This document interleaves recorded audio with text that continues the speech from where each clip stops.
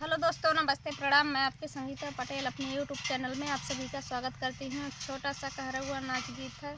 और एक कहरा हुआ नाच गीत कैसे लगे कमेंट में ज़रूर बताना। के कर जाने मरे ब्यूचू नरिया रंगाई के कर जाने मरे ब्यूचू नरिया रंगाई के कर जाने मरे ब्यूचू नरिया रंगाई के कर जाने मरे ब्यू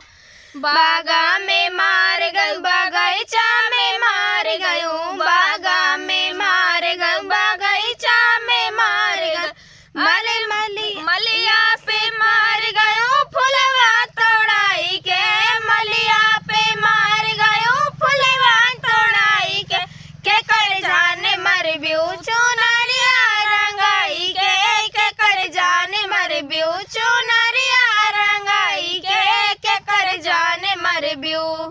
ताला में मार गई तलैया में मार गयूं, ताला में मार गई तलैया में मार गई,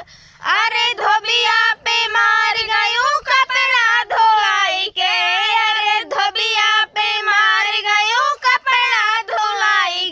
के कर जाने मर ब्यूचू नरिया रंगाई के कर जाने मर ब्यूचू नरिया रंगाई के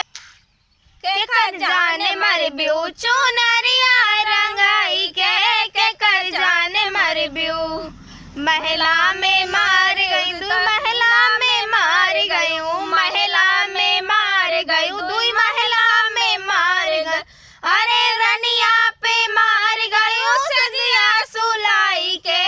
अरे रनिया पे मार गयूं सजिया सुलाई के कर जाने मर ब्यूचू नरिया रंगाई के कर जाने मर ब्यूचू नरिया रंगाई के कर जाने मर ब्यूचू नरिया रंगाई के कर जाने मर ब्यूचू नरिया रंगाई के।